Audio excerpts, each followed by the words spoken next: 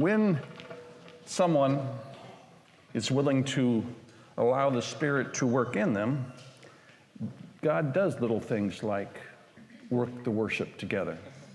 And I want to say thank you for listening, because it was a true blessing to me. I'm going to leave it right there. It's a good place. I like that place right there. Let me ask you something. What would you call someone? Let's see if I have this button. Do I have? Oh, just a second. Let me just take a second. And what a wonderful place this is. And oh, here we go. Okay. What would you call someone who takes a quality vehicle and takes it out to a very rugged place and then just runs it and maybe puts gas in it but doesn't pay attention to the oil or to transmission fluid or anything like that, just keeps running it for days, for weeks, for years, just runs that baby? What would you call that person? Actually, not a missionary. I would call them a missions committee member. But not you. I'm sure that would be somebody else in somebody else's church who would do that, who would take someone of quality and send them out and say, go and go and go and go, without necessarily paying attention to what burnout and stress and fatigue and all that does upon the missionary. Being a missionary, there are many blessings to it. There are things, and I'm not going to want to paint a dark, terrible picture, but it's hard. It's hard. And there's a lot of stress that comes upon it. There's stress here. You guys have stress here as well. But being a missionary, when we go over there, a lot of it begins to wear upon us. Because you're in a place where people don't get you, and you don't get them, and it doesn't, well, let me picture yourself going down to downtown Portland. You're going down to downtown Portland, and you're walking through one of the homeless camps, okay? How do you feel as you're going through there? Now, I'm not trying to put down the people there. There are different reasons. But how do you feel as you're going through there? Unsafe. What's that? Unsafe. You're a little on edge. You're a little more observant, especially if you got kids with you. You drag them a little bit closer to you. Now picture you're not just walking through there. Picture you're going to live there.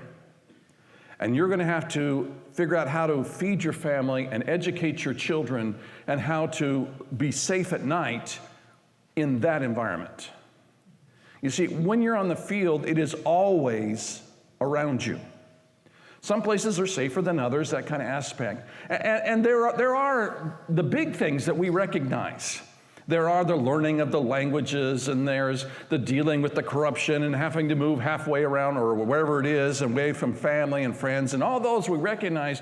But a lot of the things that we don't really know is all the small things that begin to wear. Those, when I was on the field, those really were the small things that really wore on me. I was raised to be polite, my family. And it's not that they weren't polite, but they had a different type, what polite was. For me, polite was you stand in line and you wait for the person who comes ahead of you. There, it's just, everybody is there cracks. And polite is you don't end a conversation before they're ready to be done. Well, I got a time watch. I got to be going on that guy. It's not that, even in the homeless camp, it's not that those are terrible people, but life is different. And that stress continues to build upon you. We found it even at night, even when we were sleeping, there was always an aspect of stress upon us. And with our missionaries, we find that continue. Even though you're doing it, doesn't mean it's all terrible. I don't want to paint a picture that missionaries get a little wild sometimes, or that they're ready to blow at any moment. That's that you got to be careful when you walk around them, because no. But I do want you to understand that there is a stress and a wear that is just always continuing, that begins to wear on who you are. And if you aren't aware of it, stress. Still there. Oh, well, okay. There we go. We took a deep breath and it was gone. Okay.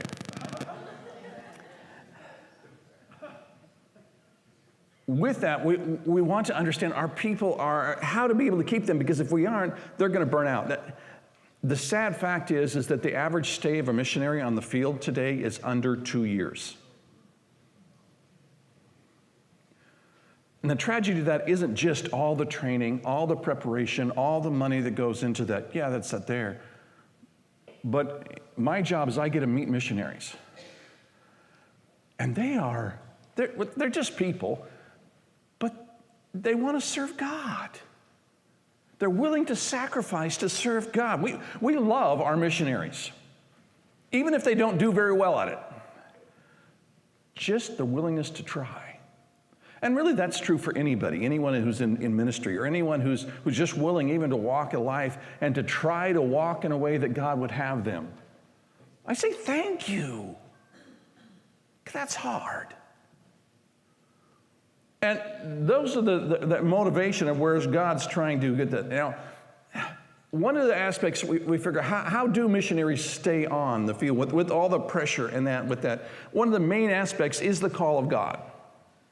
Is that they feel that God has called them to go where they're going. And that can give you the strength to be able to deal with the struggles. In fact, when we tell people, when people are onboarding, I help train our missionaries before they go as well, trying to keep them on the field. And we tell them, if you're not called, don't go. Now, you can go in short terms and stuff like that. That's fine. But do not pick up, because we saw people on the field who went. They just thought, damn, this is a great adventure. We'll just try this, or do that. And those people did not last. Because sooner or later, they run into a situation where they're going, man, this is hard. And if they don't know God has called them to be there, then they go home. It's just the typical way of it. And they usually go home broken people. That's really the tragedy. Is that when you see people who have gone, just want to serve God, just want to be there, and then they go home failures, feeling like failures, feeling broken. One of the problems, though, with the call, even the call can actually add stress to it. Because there is the feeling of that we're supposed to go over and we're supposed to be Hudson Taylor, or we're supposed to be, Amy, what was her name? Carmichael, there we go. I knew it right there. We have this vision of what it is to get there. And then we get there and we find out we're just Bob Peterson. That was actually one of the biggest disappointments I had early on. I did an internship to Kenya when I was with PSAC, and I went with CMF, and Stan and Cheryl, my brother, they were over in Kenya. And I thought, man, if I go there, I was looking forward to it because I was just Bob. But if I could go there and be a missionary and on Africa, wow, then God might say, oh, that's Bob, And so I went there, and I remember I've been there after about a month, and I walked out, and I was so disappointed because I was still just Bob. And it wasn't getting any better. And our missionaries deal with a lot of that same thing. They have this image of what they're supposed to be. And they get over there and they're just who they are. They bring their own baggage, and their conscience and it begins to look like this. And they're feeling, look at who you are. Look at what you're supposed to be, and look at that, and that guilt. And I have a lot of our people, I have to try to really encourage them. It's okay to be who you are. God called you as you are. He knew who you were. And to deal with the guilt and comes on into encouragement, we do see burnout. Even those who last longer years, who are there for sometimes, not everybody is people, they have to learn how to deal with it. Your longer term missionaries have to learn how to deal with this. It's there, but it's a steep learning curve. And even some of the ones who are there for a while, they come back home broken, or at least really struggling. When we came off the field after 10 years, my hand would sometimes shake because I hadn't really learned how to take care of who I was when I was on the field. And it took a while to be able to get past some of that aspect. Stan and Cheryl, they were the ones who were over there with us when we did our internship a long time ago. I want to jump back because what we do is missionary care. That's what we do. And I want to jump back a few years to tell how we got there real quick. Now, some of you knew us when we were back then, so if I make up something and lie to make us look good, just nod your head, and I'll return the favor later for you later on, okay? So Michelle and I, we graduated from Puget Sound Christian College, and that's right. And I'm assuming you're clapping that I actually graduated, that's a surprise to you, but yes, that was it. And we both came out going, we're going to be missionaries. That was my major, and Michelle was marrying a missionary. That's what she was going to do. And so we were going to, but God said, no. We were very disappointed. We looked at different places, and the doors kept closing, and we were very confused with that. But we had made a promise to God that we will follow where you lead, and that's really kind of our mantra. Lord, where you lead, we will follow. And God wasn't leading us onto the field, very disappointingly. Instead, he was pointing us back to seminary to gain some more knowledge. And so we said, okay, we'll go. And while we were there, the one thing we told God we would not follow is that we would not follow God into the pastorate, because we were not pastorate people. We were missionary people. We told him that. Pastors are strange people, and we were more normal like that. We were introverts type thing. And of course, you know how that goes. That as we got there, God literally pushed us into the pastorate. And so for 18 years, we served in the pastorate. And they were good years. They were. And God did some great things beyond us. But we kept asking God, I thought we were missionaries. I thought you called us to the foreign field. What happened to that? Finally, as we get towards about 18 years, and I remember it was here at Week of Missions, because we'd been bringing our family to it when we were pastoring over in Dufur, and it was here at Week of Missions, and it was what didn't look like this, but I was right over there, and there was a missionary who was sharing about pastoral training, and I think he was in not Colombia, Cambodia. There we go. And I heard God say, I want you to serve those who serve me. I want you to serve those who are serving me. Now, I didn't know what that looked like yet. It was still a couple of years for that really to form out with that. And God then sent us finally we figured out God sent us to Uganda. And so we went to Uganda to work in the Lake Victoria, to serve. Lake Victoria is one of the people who live there. They believe the demons live in the water. So nobody wants to go. It's not like, resort place out there. It's the poorest of Africa, the ones who can't get out of the islands, they want to get to the mainland. And so God called us there, and we believed that what God called me to do then was to train pastors, to serve those who serve him. And indeed, for our 10 years there, that was a big part of our ministry, was training pastors. But not long after I got there, because of my pastoral background, they asked me to help lead a church that was there that served missionaries and Ugandans, and so we did. And in our work there, we began to see, we were surprised to see the need that a lot of the missionaries were struggling. Some of their marriages were falling apart. Some of the parenting and children things were really struggling. Some of them were dealing with depression. And we were surprised. We didn't expect that. We thought missionaries got it together, don't they? I mean, we didn't, but we thought the other ones would have, surely. And God began to put on our heart to realize that serving those who serve it involved caring for the missionaries. So we just began doing missionary care in our area, connected with our church, with some of our people, some teaching, training. Then our organization, after we were doing that for a number of years, our organization came and, let me quick back up. Our organization is Global Outreach. Global Outreach International. There's actually a few global outreaches, and you'll get confused which one's which, but we're the good-looking ones in Mississippi, so that's who we are. Global outreach, just a little bit different about what global is, just real quick. See, where am I at here? There we go. Okay. Global outreach is, there, I'm a technology genius. Okay.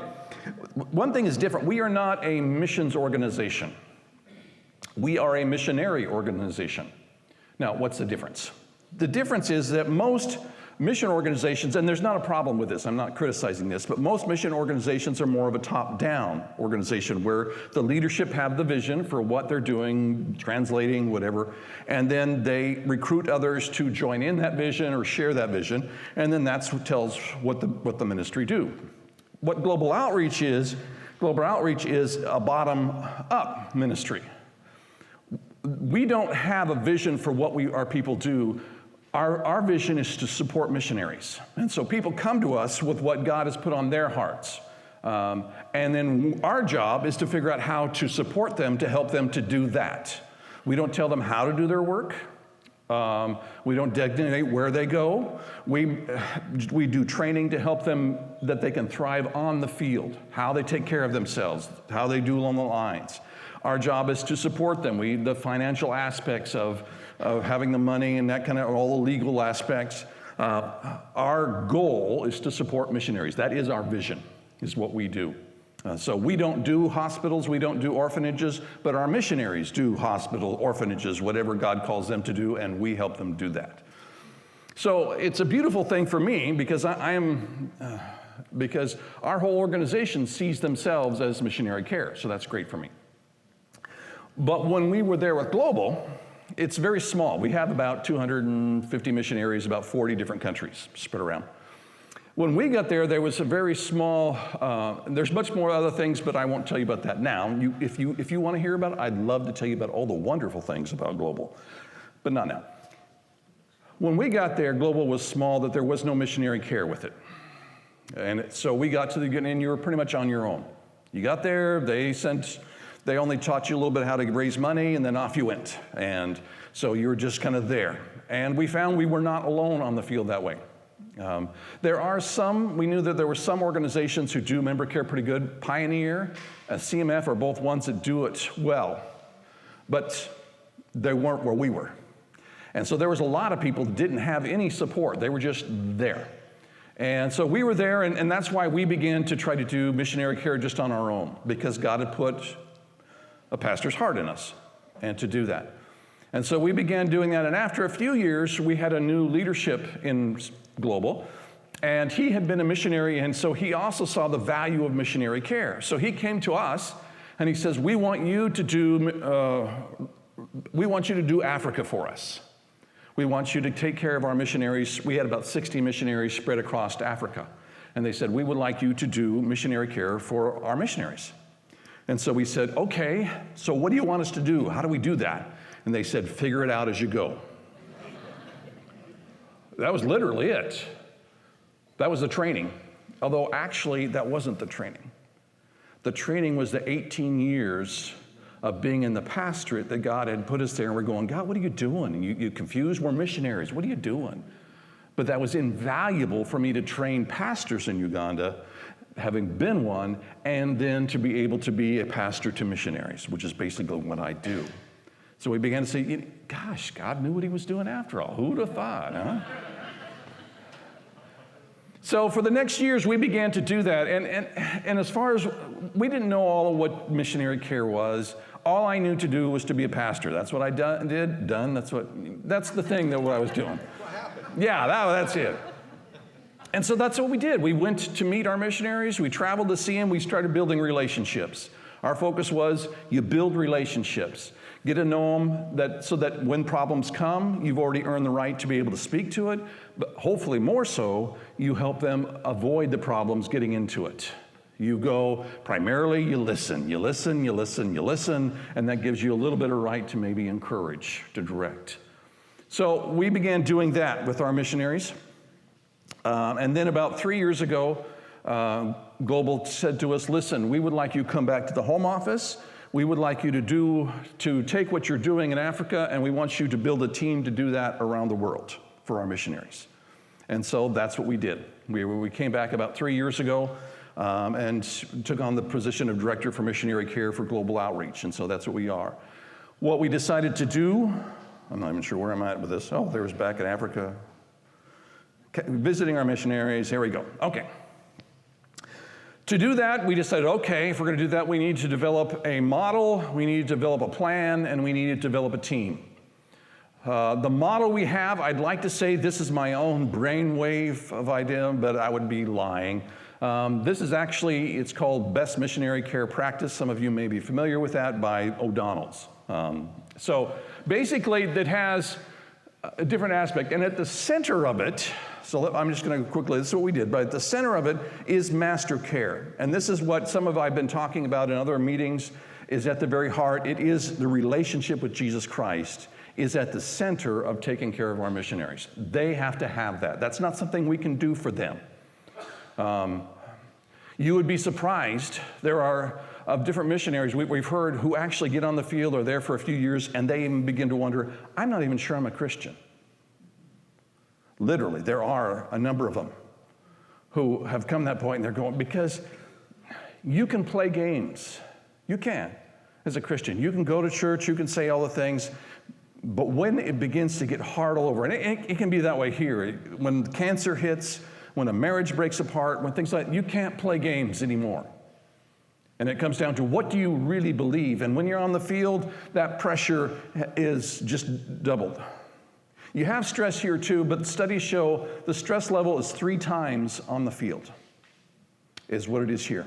And that's what your missionaries are dealing with, is the stress level of 3 times the amount. So it gets to that point, and eventually it gets real. Do you believe what you're doing? Do you believe God can do this? Or do you really believe that? And so some of our missionaries begin to really question that. What do I really believe? Fortunately, most of them can be able to work that out. Some don't. They leave the field, they leave the church. So one of the things we really focus on is the importance of your relationship with Jesus Christ. And we do that with our training before they go. That's key. And you don't start when you get on the field. If you're not doing it here, you're not going to do it there. And so you need to be in the Word. You need to be time in prayer.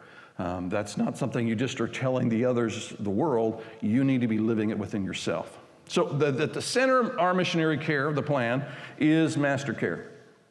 The next level is self-care, the relationship. So self-care, people do stupid things. Here's a policeman sitting on a shotgun, not bright. Here are 2 guys in a boat with a ladder on their necks. What could go wrong here, really? Come on. Hey, great idea, put a trampoline on top of a high rise. What could go wrong with that? Here's a guy I think I roomed with in college, I'm just praying now that my sons are not those ones who do this type of thing. I'm trying to, people do dumb things sometimes. Am I here? And our missionaries sometimes do things that aren't always the brightest things. But more so, and yeah, they can do dumb things, but more so we want them to do the things that are going to build into their life. We need them to take rest. We need them to make sure they're spending time with their families. That's probably one of the biggest, if I'm giving direction when I'm going visiting, I'm asking, are you taking your breaks? Are you taking vacations? Are you getting away? We tell them that is not leaving your work. That is what makes you the people we need you to be. If you aren't getting away from your place of work, if you aren't doing that, you cannot be the people God have called you to be, because the pressure continues to build around. So we continue to encourage them. It's not something we can do for them. We can tell them you have this much time, all that kind of stuff, but we need to continue to encourage them. Take the time. Make sure you have worship. Some of our people are involved in ministry at churches around the world, but it doesn't really worship very well in it. And so we got to tell them, find ways. Find ways that you can worship. Find ways that speak to you. Find ways that build your soul and relationship. So that's the first 2 aspects.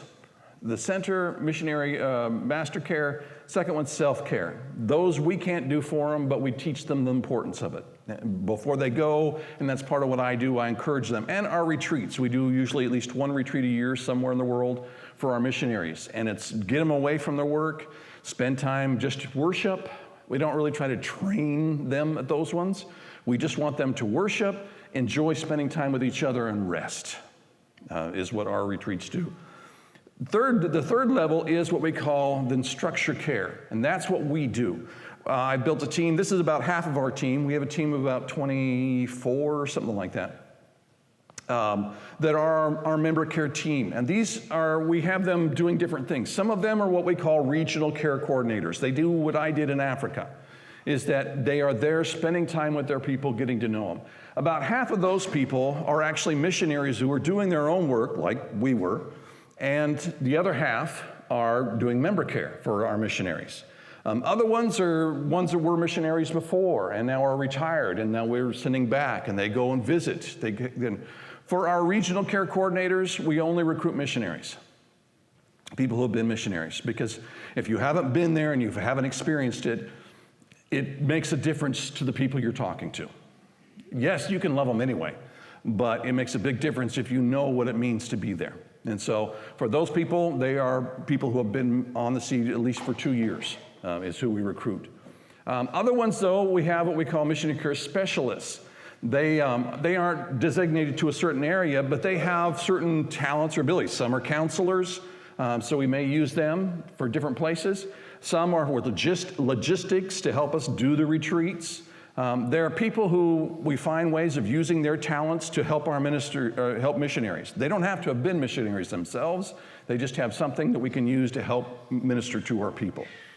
So that's our missionary care team, and my job is both to recruit them, train them, and then to be doing it myself, going, visiting, and caring for our people. We finally got, I hadn't been able to travel, of course, with COVID, but this last year we were able to go again, finally. And so I've had an Asia trip. I'll be in Europe, Africa, and Mexico this year, just going and seeing our people. How you doing? Doing little debriefs, trying to catch up on people. I'm going too far here. Back. There we go. The next, that's both the structure care and specialist care. And then the fifth level is network care. We're not a big organization. And so we love other organizations who are different things, that are doing longer debriefs, that are having different things that they do that we can't do. We don't do long-term counseling. Generally, I've done that before, but I don't now because there's too many things people go. And so we refer that to counselors, to people who are trained in that area. So we network with others. So that is our model. Our plan is we build a team and then begin to implement it. And that's what we've been doing for the last few years now. So that's what we do. Michelle works at Global. She helps out using her skills, administration, and she also helps me with member care.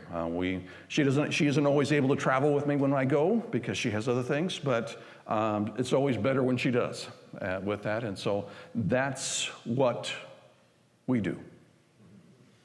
I don't know is there time for questions? What do we do here now? Do I dance or something or no? No, you don't want to see that. No dancing. No dancing, no dancing. I have a question. I don't know if, am I done with time? Where am I at here? Yeah, you can, a question or two. Oh, okay, a question or two, okay. Yeah, sure. Who do you go help? Is it somebody affiliated with Global or anybody? Yeah. When we were in Africa, we were doing just anybody, and when we were there, because the need was there. It's not that we don't see the need for others, but my job as the director for missionary care is we have also sometimes talked with other people that maybe that our people know are struggling, and so then we might talk with them, but primarily the retreats and everything, those are for our global people that are around the world.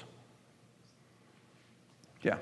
Other than support, is there anything that people who send can do for the missionary on the field that would encourage them? Communication. Writing? Communication. hearing them. Excuse me, you may not be able to do what some of our member care team who have experienced all that, but just how you doing? When they come back, okay, this is one thing I didn't mention, I was going to, but when they come back, they aren't super Christians. It's really kind of embarrassing sometimes as a missionary come back and they put them on a pedestal and they're going, but I know who I am. And I know I'm really got some problems and faults and so just treat them like people. Yeah, say thank you for their work. You appreciate it, but they do not see themselves as super Christians. They're just people. And so, yeah, just listen to them. You're gonna maybe, when they come back and they're at your home, just listen and appreciate. And maybe they're gonna be too tired to talk, and that's okay too. If they can feel like they're accepted as they are, that's a beautiful thing. Communication though on the fields. How you doing? If you can go and visit, take some people to go and visit. Yeah. Yeah, it causes work for the missionary, but to know someone cares enough to come and see what they're doing, that's a beautiful thing. Just to know that you care who they are, that's amazing. Yeah, Dave. Kid's voice is the biggest strain for them of being on the field. Say that again, Dave. What of your kids' voice as their biggest strain about being on the field?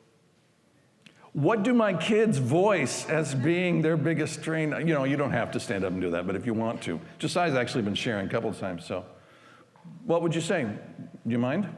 You don't have to, but if you like. This is Josiah, by the way. He's our youngest. I think, personally, for me, it was more of the things I missed that other people my age were doing. It was the experiences that weren't normal. It was learning that I wasn't normal and watching everyone else who was normal live the life that I thought I wanted. So that was probably the biggest strain. I don't really know how to help with that one, but that was probably the biggest thing for me. It was watching the lives of other people and wanting to be normal. It is different. We come back, and even now sometimes they benefit from some of those things. You know, we went really nervous going, well, I hope we don't ruin them too bad. But if you're still just parents there and help them through, there's actually some real benefits that they can learn later on. Their worldview is very different than those around them, but that's hard too. Thank you. Good question. Yeah. Say I have some specialized skills. Mm-hmm. How would I get involved? This is a great question for my wife.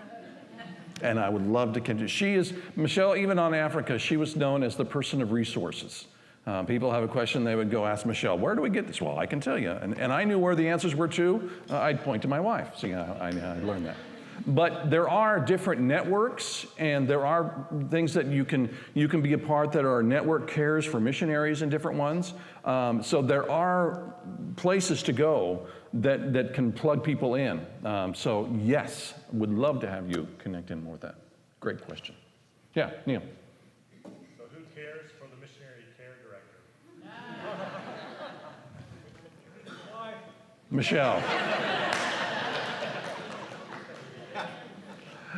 We are working on that one, and actually I've begun to see a counselor too, just because for ongoing things, and we even encourage our people to do that. Yeah, you're right. We need to find, because we didn't do that on the field very good. To tell you the truth, I'm a lot better telling people to do things than doing it myself.